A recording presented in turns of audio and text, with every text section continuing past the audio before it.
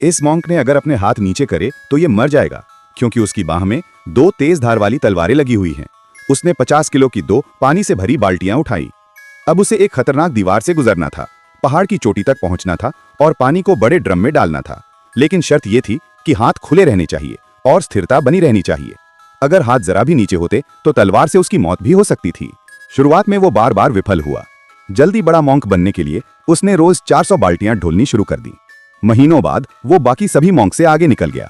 अब वो 2 बाल्टियां लेकर ऐसे चलता जैसे उड़ रहा हो। जब गुरु ने मंजूरी दे दी तो उसे अगले स्तर पर भेज दिया। इस बार की ट्रेनिंग थोड़ी अलग थी। उसे गुरु के लकड़ी के डब्बे पर वार करने की आवाज सुननी थी और हर आवाज पर एक खास हथौड़े से घंटी को बजाना था। मॉन्क को पहले ये अभ्यास बेकार लगा, लेकिन जैसे ही हथौड़ा उठाया मुश्किल समझ आ गई।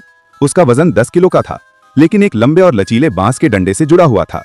पकड़ते ही ऐसा लगता जैसे 100 किलो का हथौड़ा हो और उसे सिर्फ एक हाथ से इस्तेमाल करना था।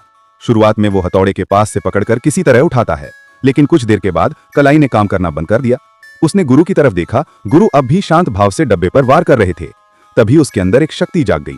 उसने पकड़ मजबूत की और घंटी बजाना जारी रखा। हाथ घायल हो गया, पर उसने हार नहीं मानी। महीनों में वो डंडे के निचले हिस्से से पकड़कर तेज और सटीक वार करने लगा। टेस्ट पास हुआ और उसे सबसे बड़ा मॉन्क घोषित कर दिया। अब उसे 2 बड़ी जलती अगरबत्तियों के बीच खड़ा रहना था और सिर्फ उन हिलती लपटों पर नजर टिकनी थी। सिर जरा भी हिलना नहीं चाहिए था। पर अचानक उसका ध्यान भटक गया और उसका मुंह जल गया। ऐसी और वीडियो के लिए हमारे चैनल को सब्सक्राइब करें।